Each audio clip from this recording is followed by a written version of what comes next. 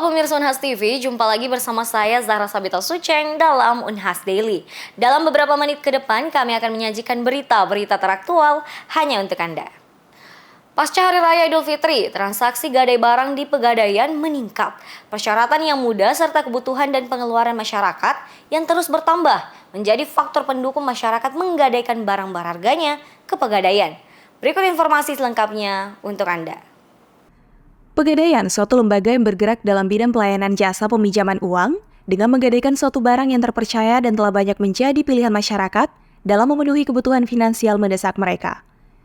Berdasarkan konfirmasi dari pihak Pegadaian, terjadi peningkatan permintaan layanan gadai barang pasca Lebaran.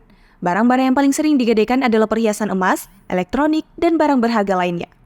Selain gadai barang, Pegadaian juga memiliki sejumlah produk lainnya, termasuk tabungan dan investasi, seperti cicil logam mulia juga dapat menjadi pilihan. Kalau untuk digadaikan itu mungkin masyarakat mungkin lebih tahu Pegadaian itu lebih ke gadai, tapi sebenarnya Pegadaian itu sudah merambah ke mana-mana seperti pembiayaan kendaraan itu amanah. Terus untuk investasi ada yang namanya cicil logam mulia, tabungan emas. Terus untuk pengusaha-pengusaha UMKM itu ada namanya kredit usaha rakyat atau KUR itu, dan masih banyak semestinya masih banyak produk-produk Pegadaian yang belum diketahui ya.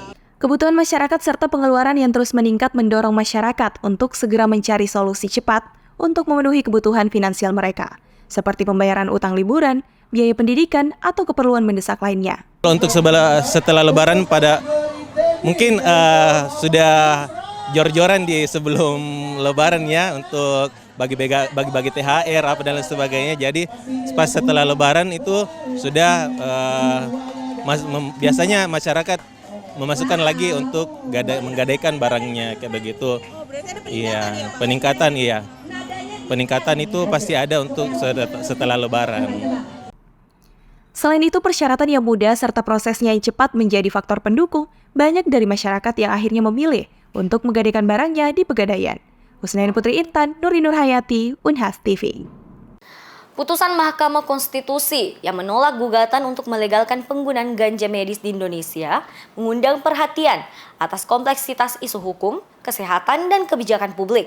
Meskipun mengakui urgensi pengobatan alternatif, MK menegaskan perlunya riset ilmiah yang lebih mendalam sebelum mengambil langkah signifikan dalam perubahan kebijakan terkait ganja medis.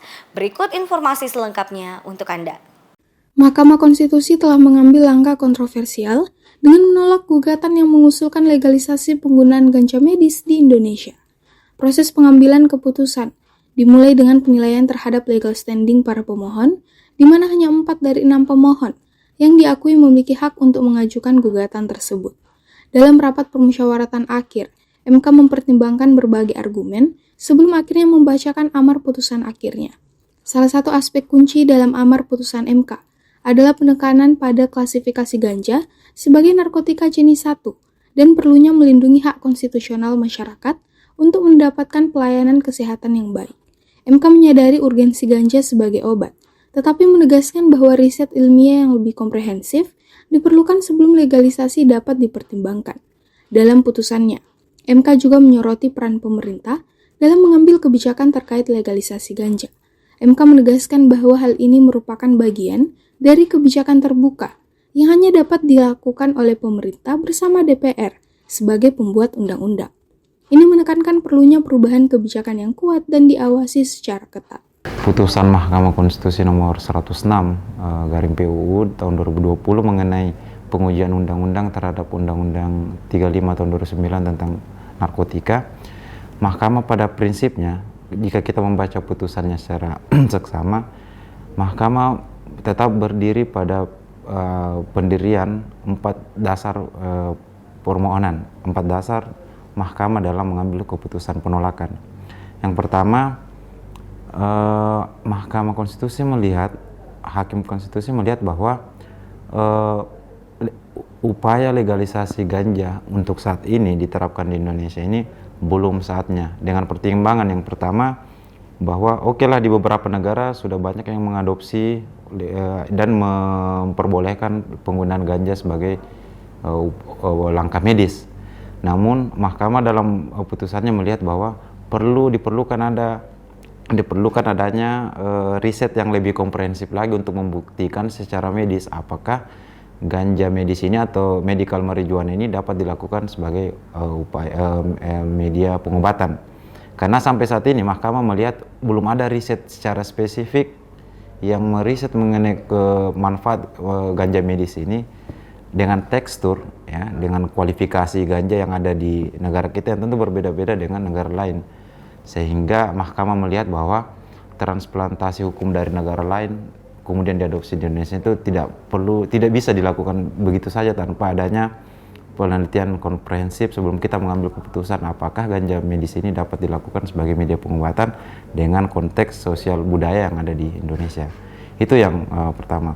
Yang kedua, di amar putusan mahkamah ini salah satu poin yang menurut saya penting adalah Mahkamah Konstitusi dalam amar putusannya mengamanahkan kepada pemerintah untuk segera melakukan riset lebih lanjut mengenai kebutuhan medis. Karena mahkamah sendiri tidak menafikan manfaat ganja dalam dalam dunia kedokteran, dalam dunia medis. Karena terbukti di beberapa negara ini sudah terbukti secara valid dapat menjadi media pengobatan, utamanya berbagai penyakit-penyakit kronis. Dan dari 6 pemohon yang mengajukan permohonan ini, Mahkamah Konstitusi menganggap bahwa 4 dari 6 orang pemohon ini betul-betul memiliki kedudukan hukum untuk mengajukan permohonan. Karena keempat pemohon ini sama-sama terdampak dari pelarangan ganja untuk kebutuhan medis. Dan berdampak pada ada di salah satu pemohon yang anaknya menderita lumpuh otak yang membutuhkan treatment herbal melalui zat ganja, akhirnya tidak dapat melakukannya karena terkendala di undang-undang narkotika yang dimana ganja ini masih dianggap sebagai narkotika tingkat 1 yang dilarang penggunaannya di dunia medis, hanya dibolehkan untuk kebutuhan pengembangan ilmu teknologi iptek. Jadi boleh ganja digunakan untuk riset untuk perkembangan teknologi, tapi dilarang untuk penggunaan obat medis gitu. Karena dia masuk di kategori narkotika kelas 1, jenis pertama, salah satunya ganja, sehingga tidak ada secara normatif, tidak ada dasar bagi kita saat ini untuk menggunakan ganja sebagai media pengobatan alternatif. Meskipun legalisasi ganja medis bisa menjadi langkah positif dalam menyediakan layanan kesehatan yang lebih baik bagi masyarakat, MK menekankan pentingnya regulasi yang jelas dan pengawasan yang ketat untuk menghindari penyalahgunaan. Dengan demikian, perdebatan tentang legalisasi ganja di Indonesia masih akan terus berlanjut, sambil menunggu hasil riset ilmiah lebih lanjut dan perubahan kebijakan yang mungkin terjadi di masa depan. Feni Septiani Samuel, Unhas TV. Baik pemirsa, berita tadi sekaligus menutup perjumpaan kita hari ini. Jangan lupa untuk terus saksikan Unhas Daily hanya di Unhas TV. Saya Zara Sabita Suceng beserta kru yang bertugas, pamit undur diri dan sampai jumpa.